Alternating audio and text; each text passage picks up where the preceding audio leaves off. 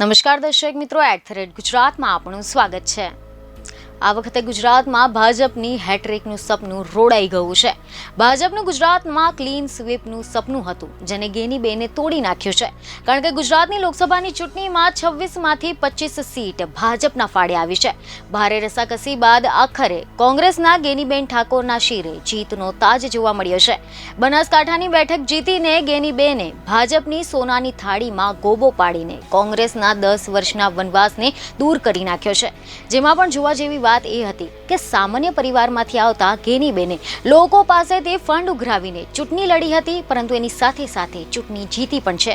લોકસભાની બનાસકાંઠાની બેઠક પરથી ગેનીબેન ઠાકોરે ભાજપના ડોક્ટર રેખાબેન ચૌધરીને 30,000થી વધુ મતોથી હરાવી દીધા છે। પરંતુ લોકસભાની ચૂંટણી લડવી એ ગેનીબેન માટે મોટો પડકાર હતો, કારણ કે છેલ્લા 10 વર્ષથી બનાસકાંઠામાંથી કોંગ્રેસનો કોઈ સાંસદ રહ્યો જ ન હતો। ગેનીબેન પાસે નેતાઓની કોઈ મોટી ફોજ પણ ન હતી। ગેનીબેને નામ જાહેર થતાની સાથે જ પોતાનો પ્રચાર શરૂ કરી નાખ્યો હતો।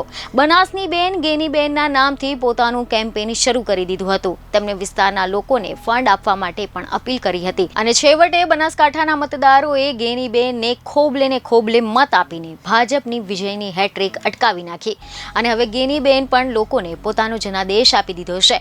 તેમને સંસદના રસ્તે પહોંચાડી દીધા છે। જો કે નવી જવાબદારીઓ હંમેશા નવા પડકારો લઈને આવે છે।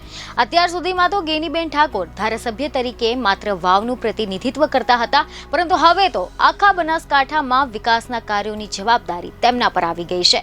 ત્યારે હવે જોવાનું એ રહેશે કે બનાસની આ બેન કઈ રીતે બનાસકાંઠાને દેશમાં ચમકાવવાનું કામ કરશે। બીજને એક ખબર સાથે ફરી મળીશું। ધન્યવાદ।